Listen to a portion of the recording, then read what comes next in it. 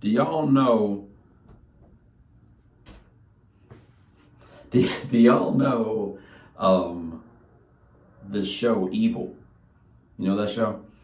It is Michael Coulter, I think. Luke Cage stars in it as a sexy priest, and he's got a sexy psychologist with him.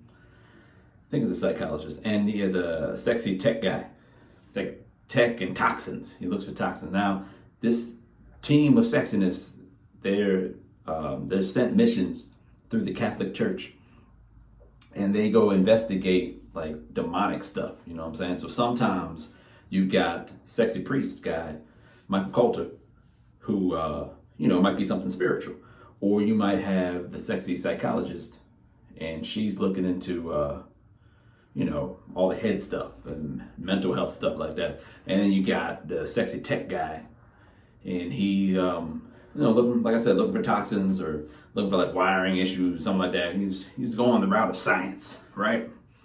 It's a cool show, man. And, the sexiness is part of it, I think. Season 1 is just a sexy priest, but then the other two elevate their sexiness throughout next couple of seasons. But cool show. I bring that up because I think that the church needs to start focusing more on kind of like the strengths, and be more aware of strengths and weaknesses. Because you've got some ministers that they're either doing too much or they're doing stuff that they're just not skilled in, there's different type of specialties. I've seen some churches, and I've worked with a lot of churches in my career. You've seen some churches that maybe they don't have a music person, right? So a lot of times you'll see, especially if a church just starting out, the pastor will lead music or whatnot, and they're not always good, or they'll try to sing and they're terrible, right? So, quit being cheap, hire a music person.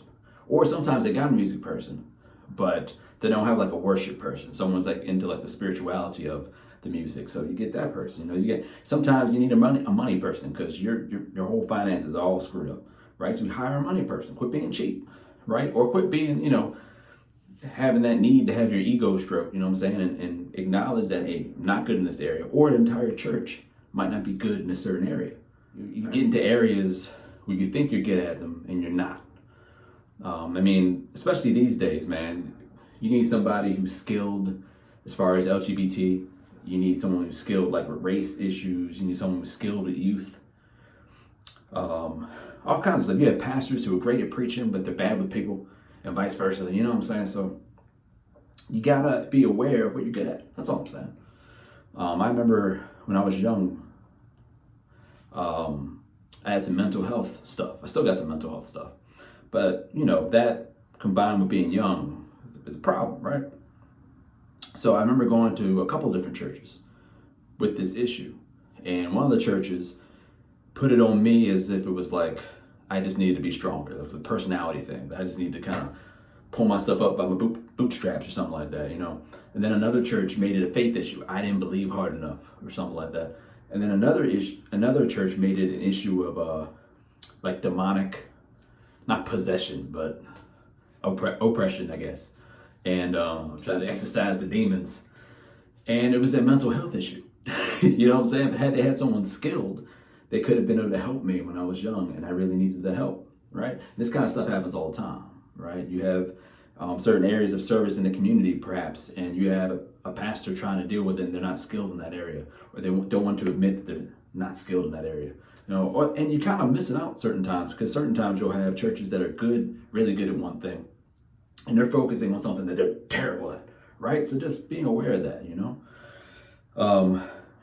there's nothing wrong with saying that you're bad at something, because that's the beginning of you finding somebody who's good at it to join your team.